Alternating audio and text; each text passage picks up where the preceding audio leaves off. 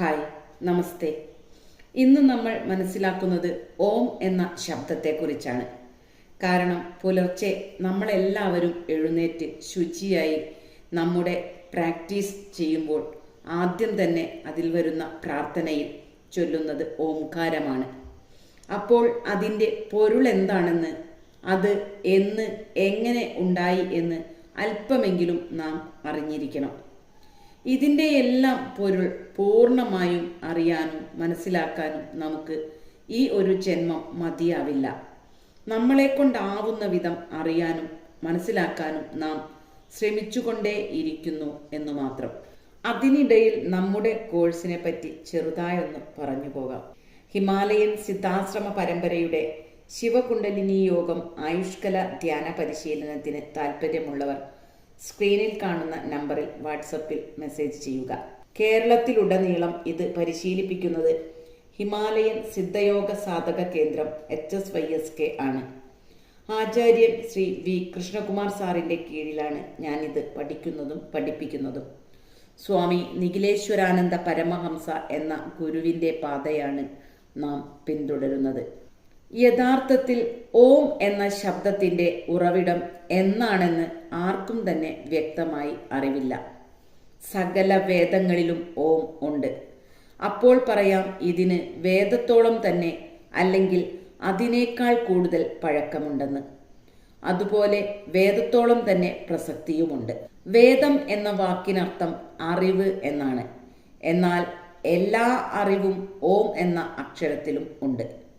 ഓം എന്ന അക്ഷരത്തിൽ നിന്നുമാണ് വേദമുണ്ടായത് എന്ന് പറയുന്നതാവും കൂടുതൽ ശരി. അന്ധകാരത്തിൽ നിന്നും വെളിച്ചത്തിലേക്ക് പിടിച്ചുയർത്തുന്നതിൻ്റെ പ്രതീകമായിട്ടാണ് ഹിന്ദുക്കൾ ഓംകാരത്തെ കരുതുന്നത്. ഓംകാര ശബ്ദം ഉണ്ടാവുന്നത് അകാരവും ഉകാരവും മകാരവും ചേർന്നിട്ടാണ്. ഇതിൽ ആ എന്ന ശബ്ദം പുറപ്പെടുവിക്കുന്നത് കണ്ഠത്തിൽ നിന്നാണ്. ഉ എന്ന ശബ്ദം ഓഷ്ടത്തിൽ നിന്ന്, അതായത് ചുണ്ടിൽ നിന്ന്. മ എന്ന ശബ്ദം ചുണ്ടും നാസികയും ചേർന്നാണ് പുറത്തു വരുന്നത്. ഓം എന്നത് യഥാർത്ഥത്തിൽ അകാരത്തിൽ തുടങ്ങി മകാരത്തിൽ അവസാനിക്കുന്നില്ല. അത് അറ്റമില്ലാത്ത ഒരു ധ്വനി തരംഗത്തിലേക്ക് ലയിക്കുകയാണ്. സകല വേദങ്ങളിലും ഉപനിഷത്തിലും മന്ത്രങ്ങളിലും ഓം എന്ന അക്ഷരത്തെക്കുറിച്ച് പരാമർശമുണ്ട്. പുണ്യപുരാണ ഗ്രന്ഥങ്ങളും ആചാര്യന്മാരുമൊക്കെ ഓംകാരത്തെ വിവരിച്ചിട്ടുമുണ്ട്. നിത്യമായ ഓംകാര ജപം കൊണ്ട് ദേവേന്ദ്രൻ അസുരന്മാരെ നേരിട്ട കഥകൾ അഥർവവേദത്തിൽ പറയുന്നു. ബ്രഹ്മത്തെ അറിയാൻ ഓം ഉപയോഗിക്കാം എന്ന് യജുർവേദത്തിൽ പറയുന്നു. എന്നാൽ കഠോപനിഷത്ത് ഓംകാരത്തെ പരബ്രഹ്മമായിട്ടാണ് വിവരിക്കുന്നത്.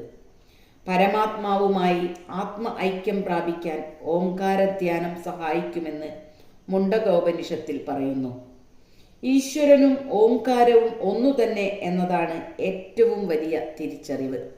കളങ്കമില്ലാത്ത ഈശ്വര ഭജനമാണ് പ്രണവം എന്നുദ്ദേശിക്കുന്നത്. ഏത് വേദസ്ഥിതിയായാലും ഏത് മന്ത്രമായാലും ഏത് ക്രിയയായാലും തുടങ്ങുന്നത് ഓം എന്ന മന്ത്രത്തിൻ്റെ പിന്തുടർച്ചയായിട്ടാണ്. ലോകത്തിലെ തന്നെ ആദ്യത്തെ മന്ത്രധ്വനിയും ഓംകാരമാണ്. ഓംകാരം എന്നത് നാദരൂപമായതിനാൽ ബ്രഹ്മത്തെ നാദബ്രഹ്മം എന്ന് വിളിക്കുന്നു. കടലിൻ്റെ ഇരമ്പലും കാറ്റിൻ്റെ ചൂളം വിളിയും ഇടിമുഴക്കത്തിൻ്റെ ധ്വനിയും ഓംകാരത്തിൽ ലയിച്ചു ചേരുന്നു. പ്രപഞ്ചത്തിൻ്റെ ഓരോ ചലനങ്ങൾക്കും ആധാരമായ ശബ്ദം ഓംകാരമാണ്. പ്രണവമന്ത്രം യഥാവിധി ഉരുവിട്ടാൽ രക്തസമ്മർദ്ദത്തെ കുറയ്ക്കാനും വായുദോഷത്തെ അകറ്റാനും സാധിക്കുമെന്ന് പറയുന്നു. ആയുർവേദത്തിൽ പ്രണവമന്ത്രത്തിൻ്റെ മഹിമയും പ്രാണായാമത്തിലൂടെ പ്രണവം ജപിക്കുമ്പോൾ ലഭിക്കുന്ന ആരോഗ്യ നേട്ടത്തെക്കുറിച്ചും പറയുന്നു. ഓംകാരം എന്ന ഏകാക്ഷര ദീർഘ പ്രണവമന്ത്രത്തെ 8 തരത്തിൽ തരംതിരിക്കുന്നുണ്ട്. അകാര അധികം, ഉകാര അധികം, മകാര അധികം, നാദ അധികം, ശബ്ദം അധികം, ബിന്ദു അധികം, കാലം അധികം, കല എന്നിങ്ങനെയാണ് അവ. പ്രണവം ഉച്ചരിക്കുന്നതിന് ഗുരുമുഖത്തു നിന്നും പഠിക്കേണ്ടതുണ്ട്. എണ്ണ ധാരയായി ഒഴിക്കുമ്പോൾ ചിതറാത്തതുപോലെയും ദീർഘമായ ഗണശബ്ദം പോലെയും ആണ് പ്രണവം ഉച്ചരിക്കേണ്ടതെന്ന് വേദവിശാരദന്മാർ പറയുന്നു. പ്രണവത്തെ സർവമന്ത്രാതിസേവ്യ എന്ന് വിശേഷിപ്പിക്കുന്നു. പുരാണങ്ങളിൽ ഓംകാരത്തെ വിശേഷിപ്പിക്കുന്നത് എങ്ങനെയെന്ന് നോക്കാം. അകാരോ വിഷ്ണുരുദിഷ്ട, ഉകാരസ്തു മഹേശ്വര, മകാരസ്തു സ്മൃതോ ബ്രഹ്മ, പ്രണവസ്തു ത്രയാത്മക. വായുപുരാണത്തിൽ ഓംകാരത്തെ രേഖപ്പെടുത്തിയതാണ് ഇങ്ങനെ. ഇവിടെ ആ വിഷ്ണുവിനെയും ഉ ശിവനെയും മ ബ്രഹ്മാവിനെയുമാണ് സൂചിപ്പിക്കുന്നത്. എന്നാൽ ശിവപുരാണമനുസരിച്ച് ആ ശിവനും ഉ ശക്തിയും മ അവയുടെ സംഗമവുമാണ്. ഓം എന്നത് ഷഡ്ലിംഗ സ്വരൂപമായ പ്രണവത്തിന്റെ സൂക്ഷ്മരൂപവും നമശിവായ എന്നത് സ്ഥൂലരൂപവുമാണ്. ബ്രഹ്മപ്രാപ്തിക്കും അതിലൂടെ ആത്മജ്ഞാന സിദ്ധിക്കും പ്രണവോപാസനയേക്കാൾ പ്രയോജനപ്പെടുന്ന മറ്റൊന്നുമില്ലെന്ന് പ്രണവോപനിഷത്തിൽ പറയുന്നു. ഓംകാരത്തെ അറിയുന്നവർ യോഗിയായി മാറുമെന്നാണ് ഗരുഡ പുരാണത്തിലുള്ളത്. ഓം ഇത്യേകക്ഷരം ബ്രഹ്മം ഗിരാമസ്മേകമക്ഷരം എന്നും ഭഗവത്ഗീതയിൽ പറയുന്നുണ്ട്. ഓം എന്ന നാശരഹിതമായ അക്ഷരം മാത്രമാണ് ഇഹത്തിലുള്ളതെല്ലാം. ഭൂതവർത്തമാന ഭാവി കാലങ്ങളിലുള്ളതെല്ലാം ആ അക്ഷരത്തിന്റെ ഉപവ്യാഖ്യാനങ്ങൾ മാത്രമാണ്. 3 കാലത്തെയും അതിക്രമിച്ചിട്ടുള്ളതും ഓംകാരമാണെന്ന് മാണ്ഡൂക്യോപനിഷത്തിന്റെ തുടക്കത്തിൽ പറയുന്നു. ബ്രഹ്മം താമരയിലയിൽ പുരുഷരൂപമായ ബ്രഹ്മാവിനെ സൃഷ്ടിച്ചു. ബ്രഹ്മാവ് ഓംകാരത്തെ സൃഷ്ടിച്ചു. ഓംകാരം പ്രപഞ്ചത്തെ സൃഷ്ടിച്ചു എന്ന് ഗോപദ ബ്രാഹ്മണത്തിൽ പറയുന്നുണ്ട്. പ്രണവത്തിലെ അകാരം ഋഗ്വേദവും ഉകാരം യജുർവേദവും മകാരം സാമവേദവുമാണെന്ന് പരാമർശമുണ്ട്. ഓംകാരത്തെക്കുറിച്ച് സൂത്രസംഹിതയിൽ കാണുന്നത് താഴെ പറയും പ്രകാരമാണ്. സൃഷ്ടികർമ്മത്തിനു മുമ്പ് ബ്രഹ്മാവ് മഹേശ്വര ദർശനത്തിനായി പഞ്ചാഗ്നി മധ്യത്തിൽ തപസ്സിരുന്നു. ദീർഘമായ തീവ്ര തപസ്സിൽ പ്രസാദിച്ച ശിവൻ ഭൂമിയും അന്തരീക്ഷവും സ്വർഗവും നിർമ്മിക്കാൻ അനുഗ്രഹം നൽകി. പക്ഷേ ത്രിലോകങ്ങളിലും പരമേശ്വരനെ കാണാത്തതിൽ ബ്രഹ്മാവ് വിഷമിച്ചു. ഭൂമിയിൽ നിന്ന് അഗ്നിയും അന്തരീക്ഷത്തിൽ നിന്ന് വായുവും സ്വർഗത്തിൽ നിന്ന് സൂര്യനും ഉണ്ടായി. അതിലൊന്നും ശിവനെ കാണാതെ ബ്രഹ്മാവ് ശിവസങ്കല്പത്തിൽ മുഴുകി. അഗ്നിയിൽ നിന്ന് ഋഗ്വേദവും വായുവിൽ നിന്ന് യജുർവേദവും സൂര്യനിൽ നിന്ന് സാമവേദവും ഉണ്ടാകുന്നത് കാണാൻ കഴിഞ്ഞുവെന്നും അവയിൽ നിന്ന് യഥാക്രമം ഭുവസ്വ എന്നീ ശബ്ദങ്ങൾ പുറപ്പെടുന്നത് കേട്ടു. അതിൽ നിന്നും യഥാക്രമം അകാരവും ഉകാരവും മകാരവും പുറപ്പെട്ടു. ആ വർണ്ണങ്ങൾ ഒന്നിച്ചപ്പോൾ ഓംകാരമുണ്ടായി എന്നും പ്രണവസ്വരൂപമായ ഓംകാരത്തിൽ മഹേശ്വരന്റെ രൂപം തെളിഞ്ഞു എന്നുമാണ് വിശ്വാസം. ഇവിടെ നമ്മുടെ ധ്യാനത്തിൽ ഓംകാരമാണ് ഉരുവിടുന്നത്.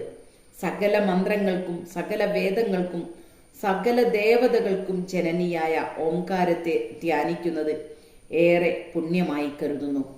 വിളക്ക് കത്തിച്ച് അതിൻ്റെ മുന്നിലിരുന്ന് 108 അല്ലെങ്കിൽ 1008 തവണ ഓംകാരം മുടങ്ങാതെ ജപിക്കുന്നത് ഏറെ നല്ലതാണ്. ഉത്തരദിക്ക് അഥവാ വടക്ക് ഭാഗത്തിന് അഭിമുഖമായിട്ടാണ് സാധകൻ ഇരിക്കേണ്ടത്. പ്രാണനെ ഉണർത്താനും ഉയർത്താനും പ്രണവോപാസന കൊണ്ട് സാധിക്കും. ഉറങ്ങിക്കിടക്കുന്ന കുണ്ടലിനി ശക്തിയെ ഉണർത്തി സുഷുമ്നാ നാഡിയിലൂടെ അതിനെ സഹസ്രാരയിലെത്തിച്ച് ശിവസായുജ്യത്തിന്റെ അമൃതം വർഷിക്കാനും ഓംകാരോപാസന കൊണ്ട് സാധിക്കും എന്നാണ് പറയുന്നത്. ഓംകാരത്തിലെ ആ ആദിമ തത്വത്തെയും ഉത്കർഷത്തെയും മിതി അഥവാ പരിധിയെയും സൂചിപ്പിക്കുന്നു എന്നും പുരാണങ്ങളിൽ പറയുന്നുണ്ട്.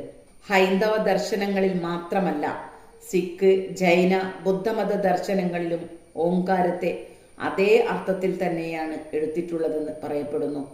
ഇപ്പറഞ്ഞതിലൂടെയൊക്കെ ഓംകാരം ജപിക്കുന്നതിൻ്റെ പ്രാധാന്യം അല്പമെങ്കിലും നിങ്ങൾക്ക് മനസ്സിലാക്കാൻ പറ്റിയിട്ടുണ്ടാവും എന്ന് ഞാൻ കരുതുന്നു. ഒത്തിരിയേറെ നന്ദിയോടെ നിർത്തുന്നു. എൻ്റെ വീഡിയോസ് നിങ്ങൾ കാണുകയും ഷെയർ ചെയ്യുകയും എൻ്റെ ചാനൽ സബ്സ്ക്രൈബ് ചെയ്യുകയും ഒക്കെ ചെയ്യുന്നതിനും ഞാൻ നിങ്ങളോട് ഒത്തിരിയേറെ കടപ്പെട്ടിരിക്കുന്നു. Thank you.